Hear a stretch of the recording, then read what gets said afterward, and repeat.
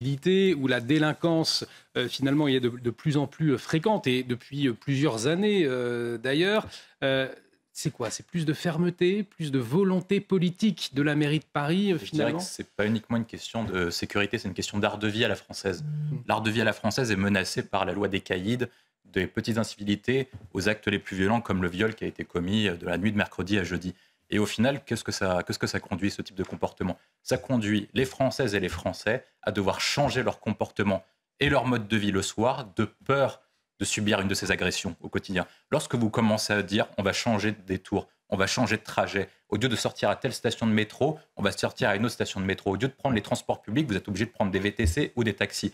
L'art de vie à la française est menacé. Et c'est ça un problème essentiel. C'est-à-dire que ce n'est pas uniquement une question de sécurité, c'est une question de mode de vie, c'est une question de civilisation. Or, l'année prochaine, nous avons choisi d'organiser les Jeux Olympiques à Paris pour faire valoir la beauté de notre paysage et la beauté de notre civilisation. Est-ce que c'est cohérent de faire valoir le patrimoine français à une date symbolique, le centenaire des Jeux Olympiques de Paris après les JO de Paris de 1924, pour faire valoir un tel spectacle? Un paysage qui est dégradé, une sécurité qui n'est pas assurée, des transports publics qui ne sont pas valorisés, une infrastructure qui n'est pas développée. Je vais citer un exemple. Moi, je suis passé à Pékin après les Jeux Olympiques de 2008 et je suis passé à Londres après les JO de 2012. Vous voyez qu'il y a un avant et un après Jeux Olympiques. C'est-à-dire qu'ils ont fait en sorte que les Jeux Olympiques ont permis une augmentation globale du niveau de vie, une augmentation globale des services publics, une augmentation globale de la sécurité et des offres de soins, de transport public, etc. Et est-ce que Paris sera plus beau après 2024 ou sera moins beau qu'avant 2024 et avant l'organisation des Jeux Olympiques? Beaucoup de personnes en doutent. Donc je pense que le point essentiel, c'est de pouvoir reprendre le contrôle de cette situation. Avec les émeutes, nous avons vu que ce qui fonctionnait, c'était la présence policière. Il y a un autre point aussi qui est intéressant, c'est l'application entre les peines et l'effectivité des peines. C'est ce qu'a fait Giuliani à New York pour nettoyer New York, avec la théorie des vitres brisées. Oui. Il a fait en sorte que les quartiers les plus difficiles, comme le Queens et comme Harlem, soient maintenant des havres de paix où des personnes choisissent d'y aller. Actuellement, qui choisit d'habiter dans certains quartiers de la capitale? Qui choisit d'habiter dans certains quartiers de banlieue aux alentours de Paris? C'est une question qui se pose. Philippe David. Oui, nous travaillons avec la préfecture. Mais votre théorie fonctionnerait si par cas les dépenses publiques de la mairie de Paris et la dette n'avaient pas explosé et que dans le même temps, Anne Hidalgo n'avait pas déclaré en 2016 « Nous n'avons pas besoin de police municipale parce que ça coûte trop cher ».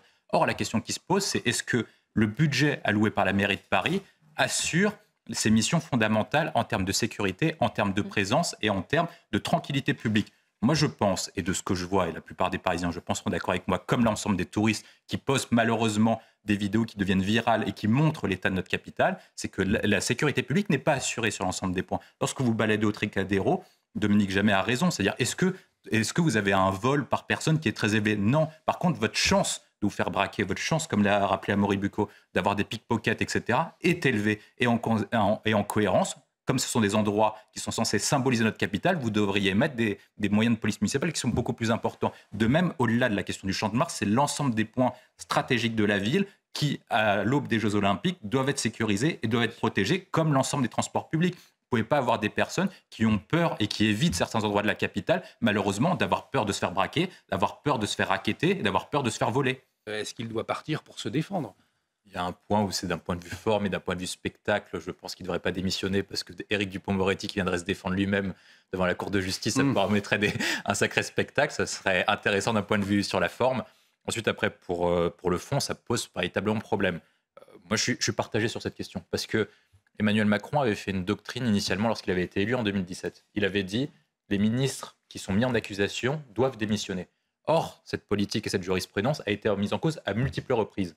Si ça avait été appliqué sur Bayrou, à l'époque Marielle de Sarnez, si je ne me trompe pas, en 2017, il ne l'avait pas appliqué pour Gérald Darmanin, qui avait été mis en cause, innocenté après, mais qui avait été mis en cause. Et sur Dupond-Moretti, il a refusé également de les démettre tous les deux. Or, je pense que sur une doctrine, soit vous gardez et vous dites tous les ministres qui sont mis en cause doivent sortir, soit vous dites la justice n'a pas interféré, il y a une séparation des pouvoirs entre exécutif et judiciaire.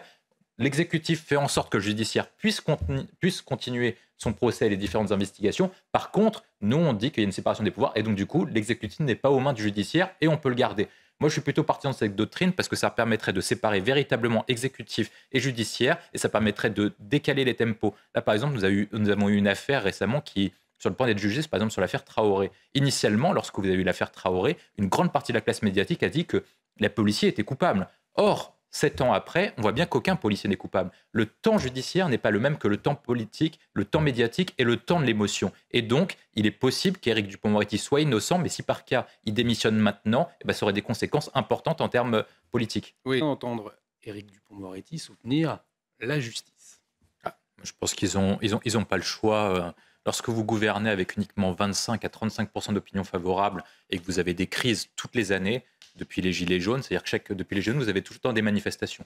Si par cas, vous n'avez pas assez d'assises populaires, par exemple, je vais prendre un exemple. Si Macron dit on fait une vacance du pouvoir, je pars à Baden-Baden, il n'y aura pas 1 million de personnes dans les rues capables de le soutenir. Donc il n'y a plus de troupes françaises à Baden-Baden depuis longtemps. Il n'y a pas de troupes françaises. Donc, de toute façon, il n'y a personne pour le soutenir.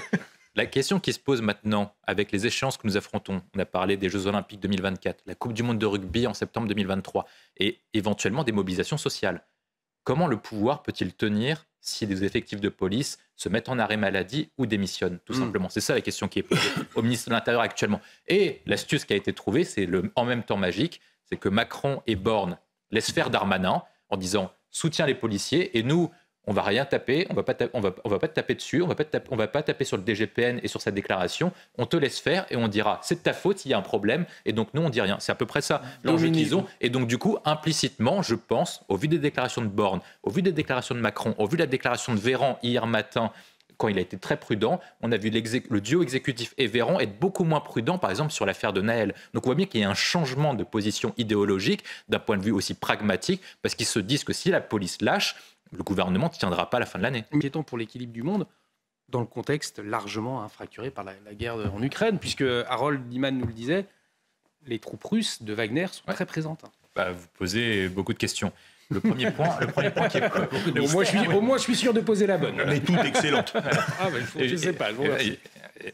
Premier point, c'est que depuis l'arrivée au pouvoir d'Emmanuel Macron, quand Emmanuel Macron arrive au pouvoir, la France est présente dans tous ces pays avec l'opération qu'on appelait Barkhane, qui avait été lancée par François Hollande. Et les pays du G5 Sahel soutenaient la position française. Or, quand vous prenez la position aujourd'hui, donc en 2023, 6 années plus tard, on voit bien, sur la carte que vous avez montrée, qu'on a perdu petit à petit l'ensemble de nos positions. Et qu'il y a un mouvement qui est très marquant, c'est que ces pays ont quitté le giron français pour petit à petit aller dans le giron russe. Et la question qui est posée, c'est est-ce que la politique qui a été menée en Afrique, la politique africaine du président de la République, est la bonne?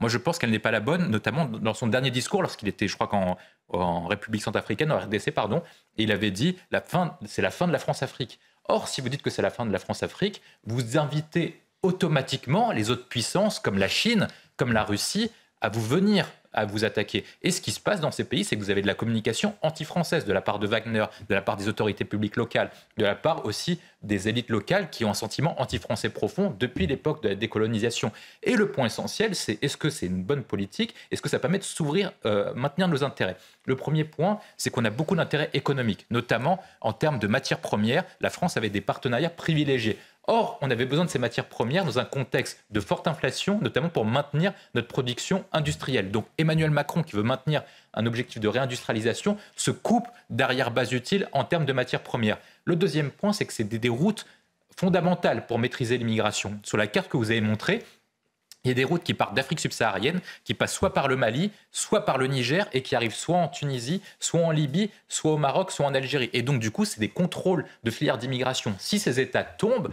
vous aurez le même problématique qu'en Afghanistan, en Irak, c'est-à-dire qu'un ensemble de points vont être tenus par des groupes de militaires qui seront hostiles à la France et qui vont laisser passer l'immigration. Et vous êtes possible d'avoir des vagues migratoires très importantes en Europe, alors que la population africaine va doubler, voire tripler d'ici la fin du siècle. Le dernier point que je mets, ça va être, je vais finir dessus, ça va être la menace islamique et terroriste. C'est les zones auxquelles, si au Moyen-Orient, on a réussi à éradiquer une grande partie de la menace, vous avez sur l'ensemble des zones, au Nigeria, au Niger, au Mali, un peu en Mauritanie, un peu en Burkina Faso, une présence islamique qui est très importante et qui peut ressurgir à tout moment avec le déclin des États et avec ces différents pushs. Si par cas vous avez des menaces islamiques, la France sera obligée d'y retourner. Et au final, le coût de la fin de la politique de France-Afrique nous coûtera plus cher que si on l'avait maintenue. Et vous